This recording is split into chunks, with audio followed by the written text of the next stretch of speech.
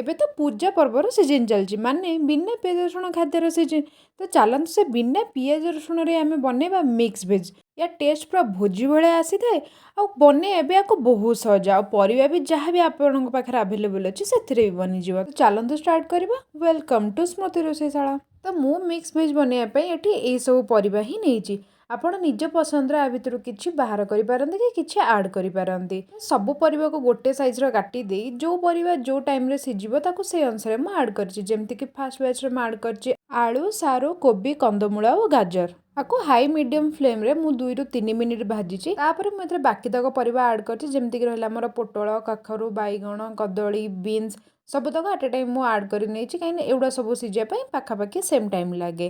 ତାପରେ ଦୁଇଟାଙ୍କ ମିଶେଇକି ମୁଁ 5ରୁ 6 ମିନିଟ୍ ସେମିତି ହାଇ ମିଡ଼ିୟମ୍ ଫ୍ଲେମ୍ରେ ଭାଜିଛି। ଭାଜିଲା ଭିତରେ ତାକୁ ମୁଁ ଲୁଣ ଟିକେ ଆଡ଼୍ କରିଛି, ଯାହାଫଳରେ ସବୁତକ ପରିବାକୁ ଆମର ଅଲଣା ଲାଗିବନି। ଏଠି ପରିବା ଗୁଡ଼ା ଆମର ସବୁ ବଢ଼ିଆ ସେ ଭାଜି ହେଇସାରିଲାଣି। ଆଠୁ ଅଧିକ ଭାଜିବନି, ନାହିଁ ତ ସେ ପୁଣି ତରକାରୀ ହେଲା ବେଳେ ଘାଣ୍ଟି ହେଇଯିବ। ଏଠି ଗୋଟେ ଆଳୁକୁ ବି ମୁଁ ଆପଣଙ୍କୁ ଚେକ୍ କରିକି ଦେଖାଉଛି। ଦେଖନ୍ତୁ ଆଳୁଟା ବଢ଼ିଆ ସିଝିଗଲାଣି। ଯଦି ଆପଣ ନ ଭାଜିବେ ବି ନାହିଁ ପରିବା, ଆପଣ ଚାହିଁଲେ ଆକୁ ଗୋଟେ ବ୍ୟାଚ୍ ବାଇ ବ୍ୟାଚ୍ ଆପଣ ଆକୁ ଛାଣିକି ବି ବାହାର କରିପାରିବେ। ଭାଜିଦେଲେ ମୋତେ ଲାଗେ ଟିକେ ତେଲର କମ୍ ୟୁଜ୍ ହୁଏ। ତାପରେ ପରିବା ସବୁ ବାହାର କରି ନେଇକି ସେମ୍ କଢ଼େଇରେ ମୁଁ ଟିକେ ରିଫାଇନ୍ ତେଲ ଦେଇକି ସେଥିରେ ଆଡ଼୍ କରିଛି ତେଜପତ୍ର, ଗୋଟେ ଛୋଟ ଖଣ୍ଡେ ଡାଲଚିନି ଆଉ ଟିକେ ଜିରା ଆଉ ଗୋଟେ ଗୁଜୁରାତି ଆଉ 4ରୁ 5ଟା ମୁଁ ଏଠି ଦେଇଛି ଲବଙ୍ଗ। ତାକୁ ଟିକେ ଭାଜି ସାରିଲା ପରେ ମୁଁ ଏଠି ଦେଇଛି ଗୋଟେ ଟମାଟୋ, କଞ୍ଚା ଲଙ୍କା ଆଉ 1 ଇଞ୍ଚ ପାଖାପାଖି ଅଦାର ପେଷ୍ଟ ଆଡ଼୍ କରିଛି। ତ ତାକୁ ହାଲକା ଟିକେ ଭାଜି ସାରିଲା ପରେ ଏଥିରେ ମୁଁ କାଜୁ, ଛୋଟ ଖଣ୍ଡେ ନଡ଼ିଆ ଆଉ ଟିକେ ଚାରମଗଜ ଦେଇକି ଗୋଟେ ପେଷ୍ଟ ବନେଇଛି। ୟାକୁ ଆମେ ଭଲରେ ଫ୍ରାଏ କରିବା ଯେମିତିକି ୟାର କଞ୍ଚା ସ୍ମେଲ୍ ନ ଯାଇଛି ଆଉ ଉପରେ ଯେମିତି ତେଲ ନ ଆସିଯାଇଛି। ତ ୟାକୁ କଷିଲା ବେଳେ ହିଁ ମୁଁ ଏଥିରେ ଆଡ଼୍ କରିଦେଇଛି ସବୁ ମସଲା ଯେମିତିକି ହଳଦୀ ଗୁଣ୍ଡ, ଲଙ୍କା ଗୁଣ୍ଡ, ଟିକେ ଧନିଆ ଗୁଣ୍ଡ।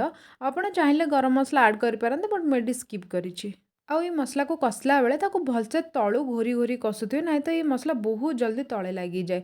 ଏହାକୁ ଟିକେ ଫ୍ରାଏ କଲା ପରେ ଆମେ ଯେଉଁ ମସଲା ଟିଫିନରେ ବନେଇଥିଲେ ସେ ପାଣି ମୁଁ ଦେଇଛି। ପାଣି ଦେଇକିନା ତାକୁ ଟିକେ କଷି ନେବି। ଏଠି ହାଲକା ହାଲକା ଦେଖନ୍ତୁ ତେଲ ବାହାରି ଆସିଲାଣି। ଏଇ ମୋମେଣ୍ଟରେ ମୁଁ ଆଡ଼୍ କରିବି ଟିକେ କସ୍ତୁରୀ ମେଥି। ତ କସ୍ତୁରୀ ମେଥି ଆଡ଼୍ କଲାବେଳେ ତାର ସ୍ମେଲ୍ ଗୋଟେ ବହୁତ ବଢ଼ିଆ ଆସେ ଆଉ ତାକୁ ମସଲା ସହିତ କଷିଲେ ତା ଟେଷ୍ଟ ବି ଗୋଟେ ବହୁତ ବଢ଼ିଆ ଆସିଥାଏ। ଏଇଠି ଆମର ଅଲମୋଷ୍ଟ ମସଲା ରେଡ଼ି ହେଇଗଲାଣି। ମୁଁ ଆକୁ ଆଉ 2 ମିନିଟ୍ କଷିବାର ଅଛି, ତେଣୁକରି ଛୋଲେଟା ମୁଁ ପକେଇଦେଲି। ଛୋଲେ ପକେଇକି ଆକୁ 2 ମିନିଟ୍ ମୁଁ କଷି ଦେଇଥିଲି। ଲୋ ମିଡ଼ିୟମ୍ ଫ୍ଲେମ୍ରେ ମୁଁ ଆକୁ 7ରୁ 8 ମିନିଟ୍ କଷି ସାରିଲା ପରେ ବାକି ଭାଜି ରଖିଥିବା ପରିବାକୁ ଆମେ ଏଠି ପକେଇଦେବା। ପରିବା ସେତେବେଳେ 80% ସିଝିଥିଲା, ଆଉ 20% ଏଇ ତରକାରୀ ବନେଇଲା ବେଳେ ହିଁ ସିଝିଯିବ।